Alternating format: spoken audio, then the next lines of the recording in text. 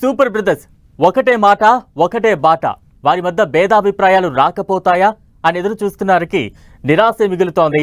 రోజు రోజుకి వారి మధ్య బంధం బలపడుతోంది.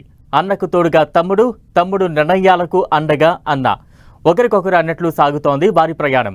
ఆ ఇద్దరి మధ్య అనుబంధం ఇప్పుడు ఏపీ రాజకీయాల్లో హాట్ టాపిక్ గా మారింది. రాజకీయ చదరంగంలో ఎంతో పరిణతితో వ్యవహరిస్తున్న ఆ ఇద్దరు ఎవరు, వారి మధ్య అనుబంధం ఎంత దృఢంగా సాగుతుందో ఇప్పుడు చూద్దాం.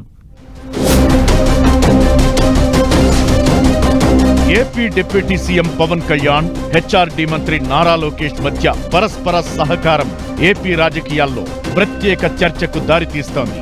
పవన్ మాట లోకేష్ బాట అన్నట్లు సాగుతున్న పొలిటికల్ జర్నీ ఆసక్తి రేపుతోంది. వీరిద్దరి పరస్పర సహకారం, రోజు రోజుకు పెరుగుతున్న అనుబంధం రాజకీయ ప్రత్యర్థులకు నిరాశే మిగుల్చుతోందంటున్నారు. కూటమిలో విభేదాలు రావాలంటే ఈ ఇద్దరి మధ్య అగ్గిరాజేయాలని ప్రత్యర్థులు ప్రయత్నిస్తున్నా ఇద్దరు ఎంతో సమన్వయంతో నడుచుకోవడమే కాకుండా ఇరు పార్టీల క్యాడర్కు సరైన దిశానిర్దేశం చేస్తూ సరికొత్త చరిత్రకు నాంది పలుకుతున్నట్టు చెబుతున్నారు.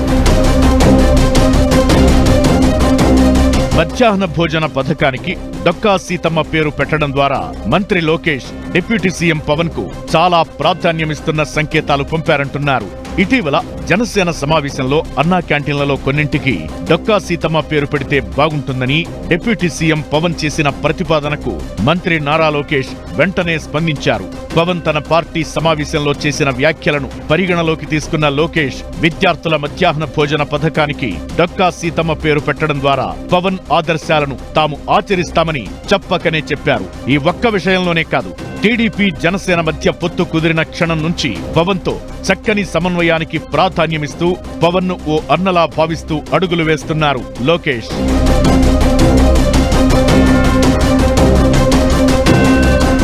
కూటమి నేత సీఎం చంద్రబాబు సైతం పవన్ కు ఎంతో గౌరవం ఇస్తున్నట్టు చెబుతున్నారు. తన కేబినెట్ లో రెండో స్థానం ఇవ్వడమే కాకుండా అన్ని విషయాల్లోనూ పవన్ కు ప్రాధాన్యమిస్తూ తన కుమారుడు కన్నా ప్రభుత్వంలో పవన్ ప్రాధాన్యం ఎక్కువ ఉండేలా చూడటం కూడా పవన్ లోకేష్ మధ్య అనుబంధాన్ని పెంచుతోందంటున్నారు.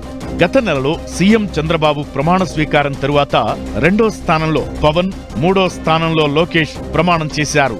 మంత్రిగా లోకేష్ ప్రమాణ స్వీకారం తరువాత చంద్రబాబు, ఆ తరువాత పవన్ కు పాదాభివందనం చేయడం కూడా ఈ ఇద్దరి మధ్య బంధాన్ని బలపడేలా చేసిందంటున్నారు.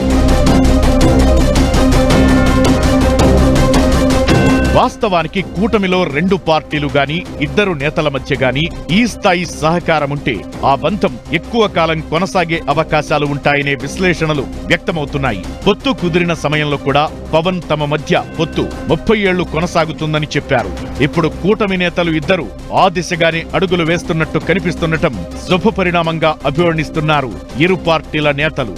మరోవైపు ఇద్దరు నేతలు తొలిసారి ఎమ్మెల్యేలు అయినప్పటికీ ఇద్దరు కీలక శాఖలకు మంత్రులుగా బాధ్యతలు స్వీకరించారు. విధి నిర్వహణలో ఇద్దరు పోటాపోటీగా వ్యవహరిస్తూనే ఒకరినొకరు గౌరవించుకోవడం, ఒకరి నిర్ణయాలను ఒకరు అభినందించుకుంటూ ముందుకు సాగుతుండడమే పొలిటికల్ సర్కిల్స్ లో ఎక్కువ చర్చకు దారితీస్తోంది.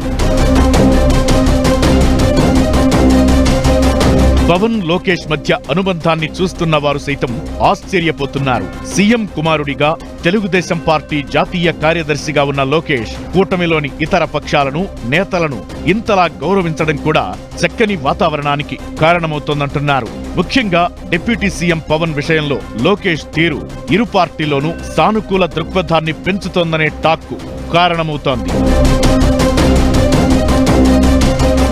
చంద్రబాబు అరెస్టు సమయంలో టీడీపీతో పొత్తు పెట్టుకుంటున్నట్లు జనసేనాని పవన్ ప్రకటించిన నుంచి ఇద్దరి మధ్య అనుబంధం పెనవేసుకుందని చెబుతున్నారు.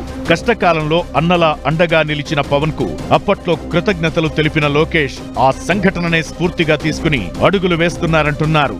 అందుకే చంద్రబాబు సైతం పవన్ కు సముచిత స్థానమే కల్పిస్తున్నారు.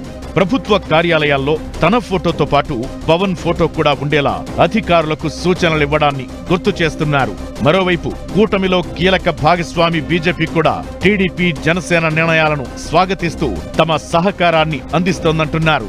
పవన్ సూచన ప్రకారం పథకాలకు విద్యావేత్తల పేర్లు పెట్టడాన్ని బీజేపీ చీఫ్ పురంధేశ్వరి కూడా అభినందించారు. ఇలా ఒకవైపు పవన్, లోకేష్, జోడెద్దుల్లా ప్రభుత్వంలో పనిచేస్తుంటే CM Chandrababu, BJP chief Purandeswari కూడా తమ వైపు నుంచి కావాల్సిన సహకారం అందిస్తూ కూటమిని మరింత బలోపేతం చేస్తున్నారు. మొత్తానికి రాజకీయ ప్రత్యర్థులకు మింగుడు పడని విధంగా కూటమి పావులు కదుపుతుండటం, పవన్, లోకేష్ మధ్య అనుబంధం ఆసక్తికరంగా సాగుతుండటమే రాష్ట్రంలో హాట్ టాపిక్ గా మారింది.